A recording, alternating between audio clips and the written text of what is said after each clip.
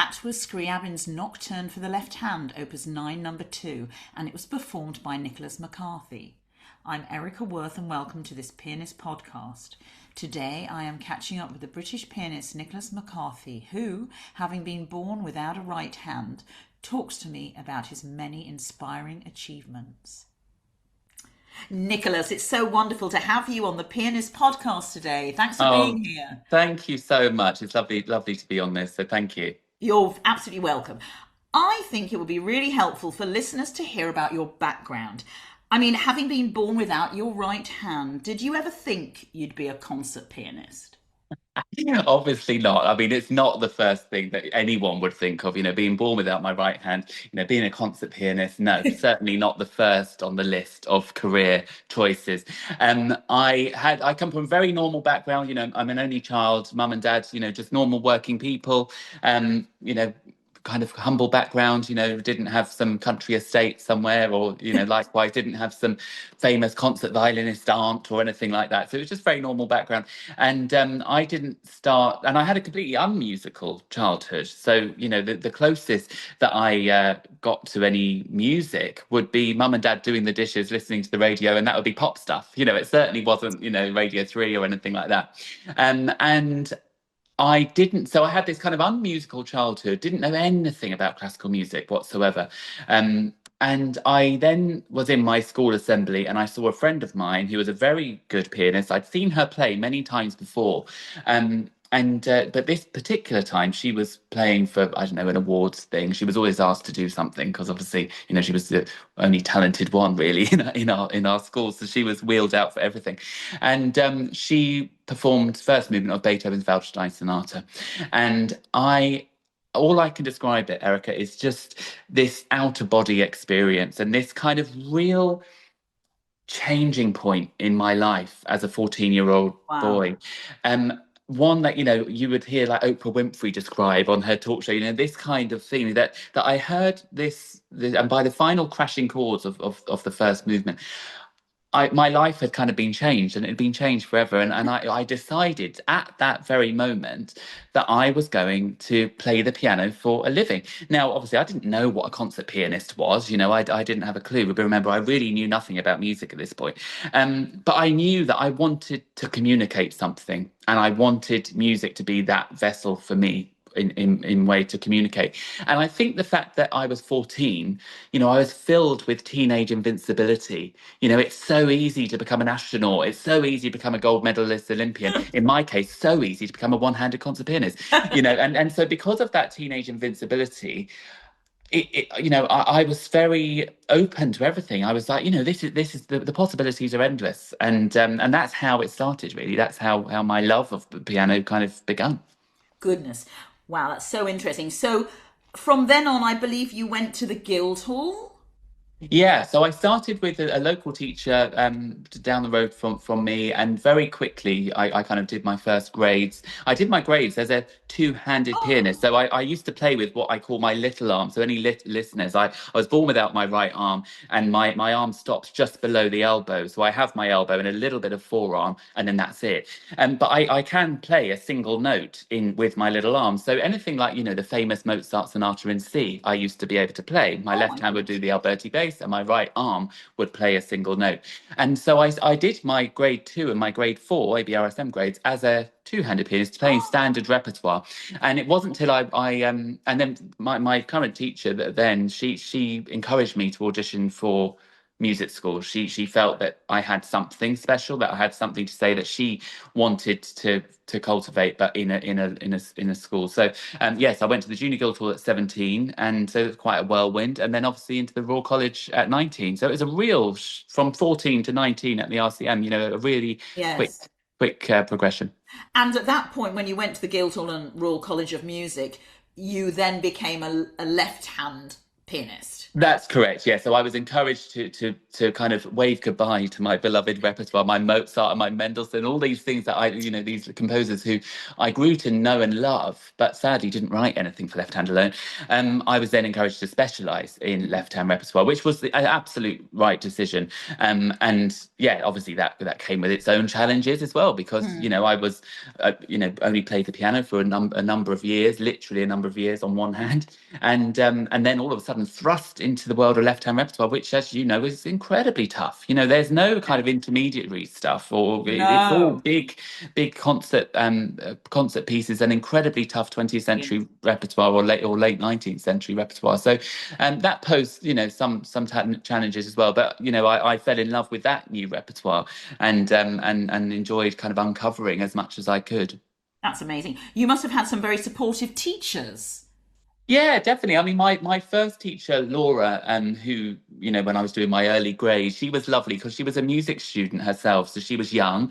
She Yeah. reminded me of Alicia Keys. So I kind of looked up to her and she, because she was young and she was, again, open. She had a very open mind with that. So when you're teaching someone with a disability like me, I think that was helpful, that she could really think outside of the box. Yes. And then obviously Nigel Clayton, my lovely teacher at the RCM, who I still will play. I've got a concerto that I'm coming up. I'll still go to him and he'll play second piano for me, and we'll still have a chat, and he'll often offer some perspective on certain things that and he was great, because I always knew my career wouldn't be a standard career, for numerous reasons. I have one hand, so I couldn't do 120 concerts a year, even if that was offered to me, because the left-hand repertoire is incredibly tough, and yet that one single hand, it's a different kettle of fish.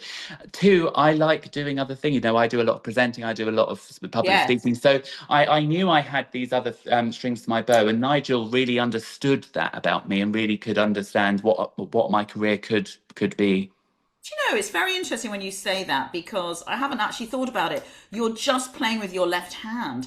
And so, if us pianists with both our hands, if we were practicing only with our left hand every day, day in and day out, I mean, it's quite a stress on the hand, isn't it? It's an incredible stress on the hand. If you think about it, what I'm doing in a 90-minute recital with 5 fingers versus a 90-minute recital with a two-handed pianist, there are some reprieves in the right hand and the left hand when you've got two hands. These little moments where the tension can be released. Whereas in left-hand repertoire, there really isn't.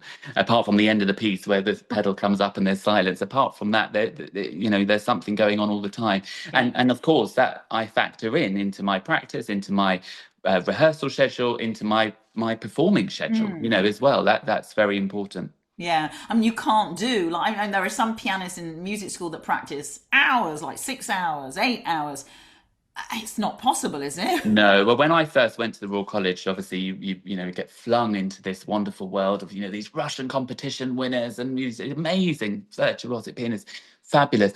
And you're this new student, and I remember thinking, oh God, I need to be doing 6, 7, 8 hours a day. And again, it was Nigel who said no, and I was trying and failing miserably, and I was getting really bad hand strain, probably on the verge of tendonitis, I imagine, right back in my first year. And he said you need to just think about, you're doing different repertoire here and different, it's incredibly tough. And he said, just think about 2 to 3 hours and see how you go. So really, I tend to do about 3 hours, which for a concert pianist isn't many, actually, but for me that seems to work. I managed to get done what I need to get done in 3, and it's enough for my hand. Anything more than that, I do start to feel it. I'm sure. Well, it must have paid off, because you were the first one-handed pianist to graduate from the Royal College of Music. Is that right? Yeah, that was right. I mean, I didn't realise that, of course, during the whole time I was studying there, until the graduation day. My professor, Nigel, who I mentioned, he rang and he said, Nick, he said, now you're about to actually walk on stage and collect your scroll. He said, do you know you've made history in the college's history? There's been none other. And of course, that was lovely. Once we confirmed it with the college and everything, that was really lovely. Extra special something for my graduation. So. And you've been honoured by the King. Yeah, so that was in 2018. Yeah, the RCM, they made me an honorary member, which was lovely. So that was, again, a very special moment. And it was lovely to be alongside, Sir Andres Schiff was being honoured on the same time. So got to meet him and spend some time with him as well. So that was very special.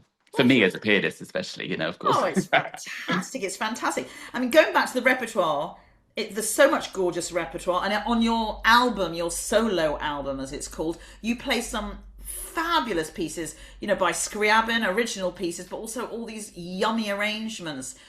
I guess there are a lot of arrangements out there as well of Yeah, I mean, I've made a lot of my own arrangements. You know, oh, I'm very. I always think, no matter when I'm programming a recital or likewise an album, yes, I always think of my audience. So, of course, a lot of them are not going to have heard, Brahms' Chaconne, or they're not going to hear the Blumenfeld's Etude or whatever, and they'll enjoy listening to them, I hope.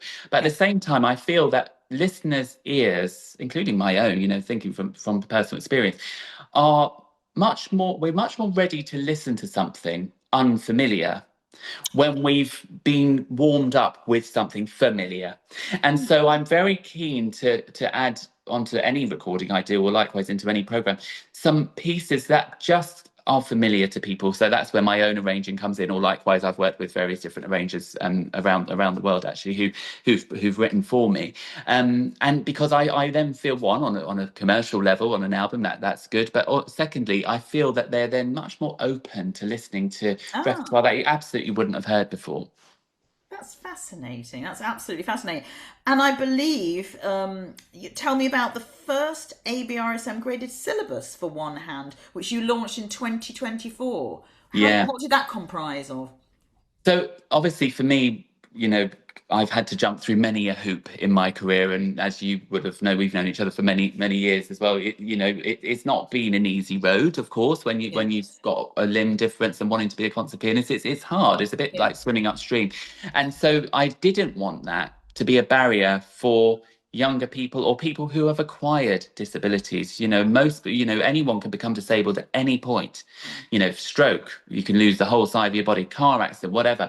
And so I wanted to allow people not to jump through the hoops that I had to jump through. And mm, so when I approached ABRSM, we did this collaboration, and we've just finished now grade 8. That will be coming out next year, I believe. So now from initial grade right through to grade 8, you can do your exams for any hand, right hand or left hand. oh my And goodness. so it's really opened up a whole world for people who thought that this was completely not for them. And so it's something I'm incredibly proud of, actually. It's probably one of the few things in my career where I'm very, very proud of it. And I'm so thrilled that the response has been fantastic. The messages I get online from people like, oh, I've just done my grade or whatever. And, it's really great. It's really great. One doesn't often think about repertoire for the right hand, does one? Yeah, well, there's as you know, there's really not a great deal of repertoire for the right hand. I always joke and say, thankfully I was born the right way round, in the sense I've got my left hand that I can, have access to all this wonderful repertoire. But again, through commissioning, and we worked with ABRSM composer scheme, they wrote some new works for right hand. There are a couple of works for right hand, in the repertoire, but again, there's just not a huge amount. So we've managed to correct that and try to expand that. And again, this will be an ongoing thing. This will be expanded, throughout. But for now, there's plenty of repertoire for either hand, for students to be able to take, which is exciting. Fantastic. I mean, obviously, some pianists with both hands do perform left hand repertoire. Do you think this is a good thing as a means of getting this music known to a wider audience? I mean, I've spoken about this, and I'm always very honest in my interviews. For me, it's a literal half and half. I'm thrilled that I get to hear other people's interpretations, especially when it's, a star pianist like Yu Wang playing Ravel left-hand concerto or something like that. I get excited as a left-hand pianist. At the same time, and this Yes. is, me being completely honest, Yes. it is quite irking sometimes where you have a pianist who has access to a Oh, huge amount of repertoire, and they can play everything. They oh, play rack two till it comes out the roof, and then they've chosen maybe not the Ravel, because that's obviously a very, very famous concerto, but perhaps a lesser known left hand concerto, and that's what they're going around touring, and I kind of, oh. that's and it's just me being human, isn't it? It's that kind of thing. Okay, well, let's think of the authenticity behind why this piece was written. Oh, It was okay. written for a one-handed pianist, not a two-handed pianist. Where does that conversation start and end? That's not up to me to decide. But No. obviously, my feelings, being human, I think everyone would Yes. be the same. But like I said, it doesn't take away from the fact that there is also joy from Yes. me. So it's very much split in my mind. It's How I very view it. interesting. That's a really, I can understand even more so with concertos because you're Yes. right. There's so many great concertos out there. Maybe a pianist playing the odd Scriabin left-hand piece at the whatever Fine. is a Yeah. different thing. Yeah. Um, So it's an interesting one, isn't it? And again, yeah. and like I said, I'm half and half. I get joy and not joy from I the same understand. thing. So. I can totally get that. But I mean, your achievements, they go on and on. Last year, you gave your Proms debut with Ravel's Left Hand Concerto, and I believe you said a dream come true. How Oh, did it that really was. I feel? mean, it was everything I wanted it to be and more. And obviously, it's such a baptism of fire doing your Proms debut, and you get a lot of attention, and obviously it was televised and all of that stuff. So talk about pressure. But I'm so pleased with how it went, and the response was just fantastic, and it was just such a joyous occasion. And I mean, even now, there was a little clip come on. I was watching something the other day, a recording of a drama, and it was obviously recorded from live television. It was during the summer, so it had the Proms advert in it, which the Proms had used me in the advert bit from my Okay. from my debut. And even then, I kind of got shivers, and a little tingle, thinking, God, was that really me? It was such a Oh, moment for me and my family yeah. and friends, and it was yeah, it was great. It was Was yeah. it nerve-wracking? The nerves happened for about a year prior, because obviously I knew way in advance. And I was nervous really for a whole year until the day Erica, I promise you, I was so calm on that day. I walked out and I just felt like happy to be there and just thrilled. And it was so strange because, like I said, the nerves were absolutely present all the way up to it. But on the day, there were no nerves. It was the most chilled I'd feel I'd Oh, been in any concert, really, which was just bizarre. But I was thankful for it. that is incredible. And you gave an encore too, of course. I did my obviously I had to do my Scriabin. You know me, I love that Scriabin nocturne, and of course Yes. I wanted to play something that meant a lot to me and had been part of my journey. I've always played that. It was the first piece of left hand repertoire that I ever learned, and it's very special. Plus, it's a wonderful work, so I wanted to play that to the audience. Scriabin is divine, isn't he? I mean, Yeah, absolutely. yeah. Why don't we get back to your motivational speaking, which I think is really interesting? How did you get into that? So, like with most things, I mean, I fell into it. So it was years ago. I'd kind of done a bit of telly stuff, and my name was just starting, kind of getting out there. And I got invited to do a TED talk when I'd never heard of TED at the time. I didn't know that it was this massive global brand, and my agent said, actually there's no money in it, but do you want to do it? It's at the Royal Albert Hall, it's in front of 6,000 people. I was, oh yeah, go for it. Being early 20s, and I really enjoyed it. I spoke about my story, my journey, triumph over adversity, and how to overcome challenges and how to overcome obstacles. I kind of just shared it in this life interest way, and it went down really well. And then about a week, 2 weeks later, I got an invite from ITV for a conference that they were doing, and they were, offering a very handsome fee, and I was very shocked at that, and thought, oh, okay, great, lovely. And then Goldman Sachs contacted me and asked the same thing, and again, and then I realised that it was actually a career. People did this for a full-time job, and obviously it was never going to be my full-time job. But yeah, since that moment, really, I mean, I've done 3 TED Talks to date, but I've spoken for some of the biggest brands all over, big like GlaxoSmithKline, and lots Yes, of places, and gone all over the world with it. So it's a that's part of my job fantastic. which I love, because and I do include the piano. I always give a performance as part of my story. So these people, if I do a conference in South America for Pfizer, for instance, or somebody like that, these are people who would necessarily wouldn't be tuning into classical music. They wouldn't necessarily be into piano music. They wouldn't be watching the Proms, for instance. Yeah. But my story and me being there and then bringing them, say, some Scriabin or some Brahms or whatever that I'm performing for them, it's bringing that audience into something that really they probably wouldn't have sought out themselves. So it's again, it's a part of my job which I love, and it's again, it comes down to, for me, down to communication. You know, it's about, like I said, when I first started, I knew I wanted to communicate, and I knew music was going to be the way to do it. Obviously now music and words, but you Yes. know, Yes. it's the same thing. Yeah. Well, it's obvious that you really enjoy and you're very good at presenting. I mean, even chatting with you is just so natural. Oh, But well, thanks. I've seen you present at various music related events. In fact, I think you will be presenting an award very soon at the BBC Music Magazine Awards. Yes, that's yeah. So that's exciting. I don't know. I'm not. I mean, obviously, I don't know who's the winner, but yeah, I'm not sure I can say too much. But I'm very excited to be there. You know, again, a big award ceremony for us in our industry. So yeah, wonderful to be part of that. Great. Well, I'll see you there. What else have you got coming up this year that we should know about? So I'm giving my Glasshouse debut up in Gateshead, and I'm playing with the Aurora Orchestra again. My debut with the Aurora Orchestra and Nicholas Collon at Snape Maltese, which will be wonderful. And yeah, later on, obviously, new album. I think it's about time. I've done 2 albums to date, and this will be my third. And yeah, I'm very excited about it. It's roughly 2027, but you know, Okay. these things are kind of long Ooh. in the pipeline. It's amazing how long a lead time sometimes these things happen. But again, Oh, yes. very, very pleased about that. And one of the things that just was announced the other week is I think I've spoken lots in interviews about how, Paul Wittgenstein, the godfather of left-hand alone repertoire, without him, I wouldn't have a career today because he commissioned the leading composers of the day. Yes. Now, the difference between him and me was he was a super wealthy socialite, absolute come from. I'm sadly not. My dad isn't a billionaire like his dad was.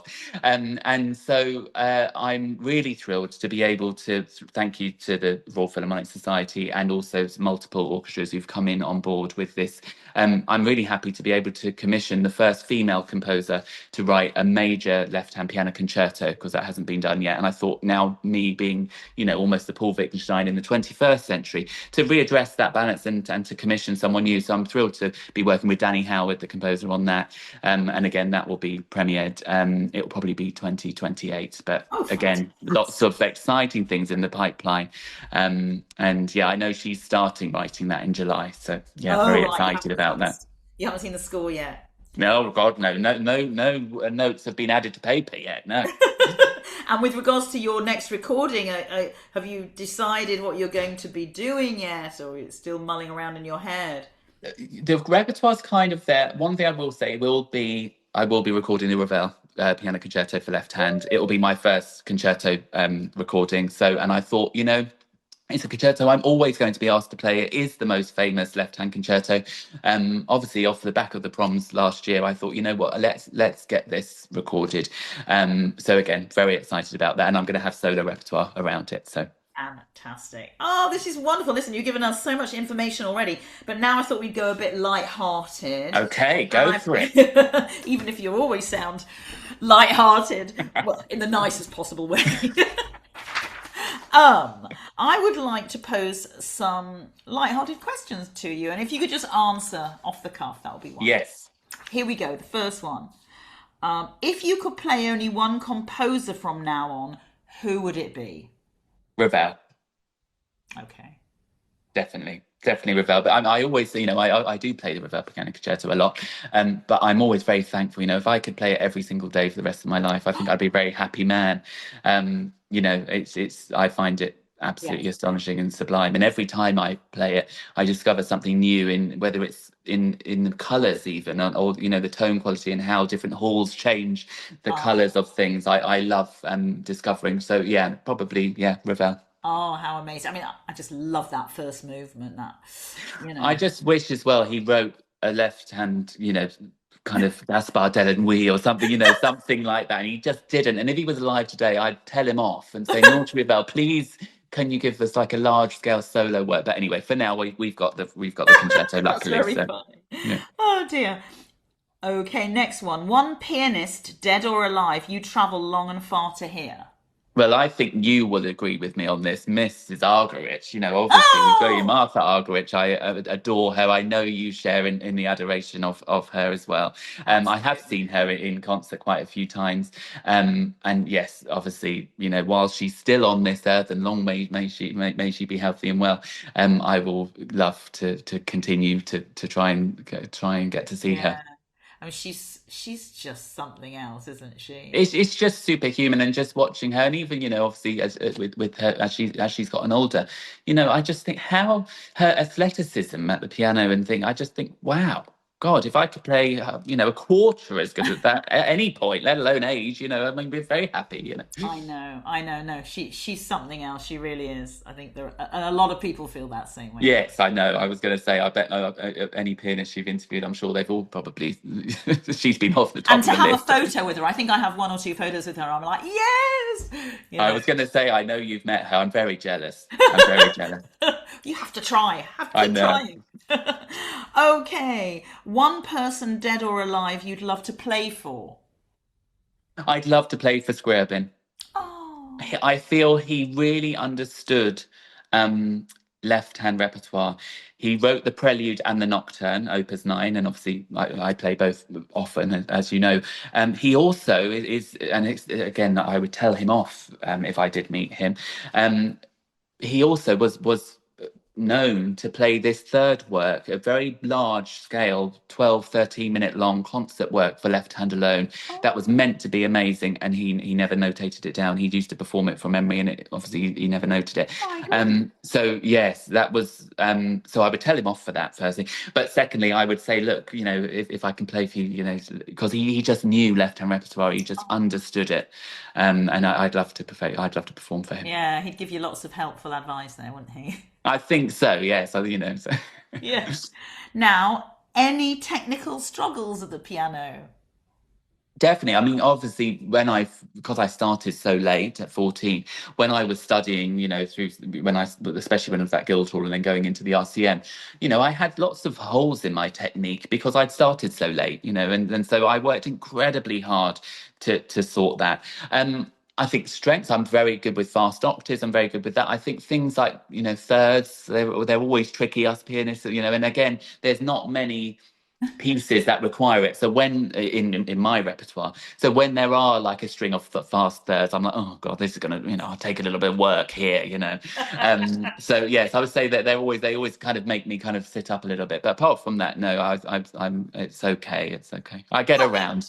that makes me laugh. I just think, have you ever tried any of the Chopin etudes the other way, like just with the left Well, hand? the Godowski ones, obviously, they're incredibly tough, and Yeah. I've done most of those. But no, I mean, obviously, the Chopin thirds etudes, Godowski never tried to transcribe that for left hand, and I'm very thankful for that. That's very funny. Oh dear. What would be your advice to an amateur pianist about how to improve?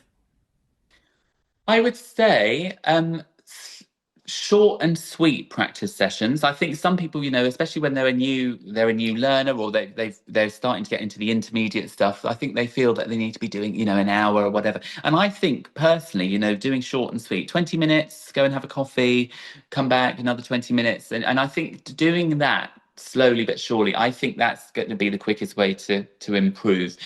The other thing I would say is recording yourself and listening back. I do that a lot, especially when I was preparing for my Queen Elizabeth Hall debut and things like that. Yeah. Here I'm lucky. I've got a Yamaha Inspire piano, so it does the recording and everything. So I would record myself, and then I'd sit here with a coffee and my notepad, and I would self-critique basically, and that's how I kind of prepare for a big recital, or something that's very, very intensely, I suppose, career important.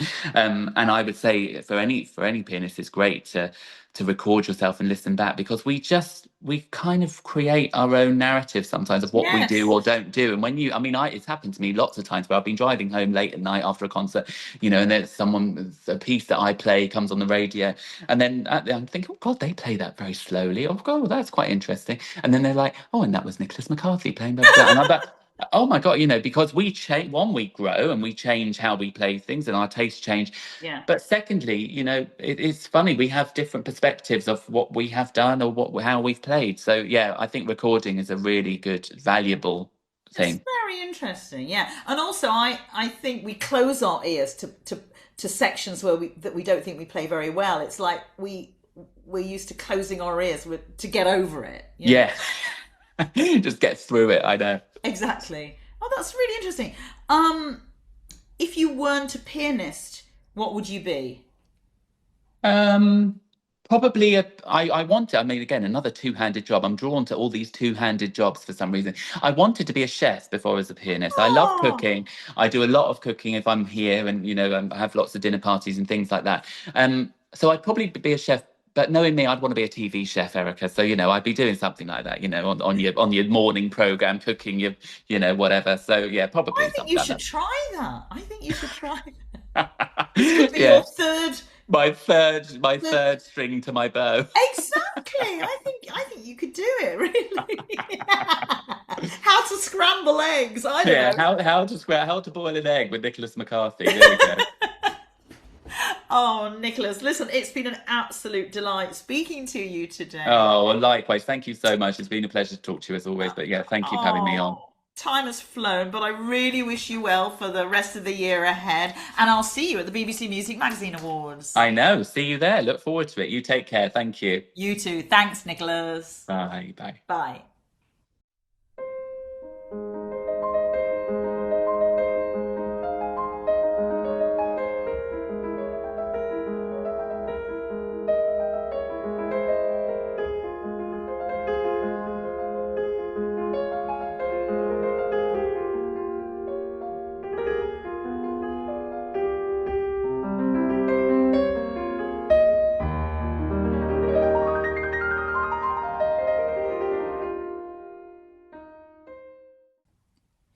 That was Felix Blumenfeld's Etude for the Left Hand, Opus 36, and it was performed by Nicholas McCarthy. Pianist podcasts are free, and a really good way to support what we do is by subscribing to Pianist. Visit our website at pianistmagazine.com and listen to us on YouTube by searching Pianist Magazine. And don't forget to sign up to our newsletter, which is full of extra playing tips and useful information. Go to pianistmagazine.com to find out how to sign up.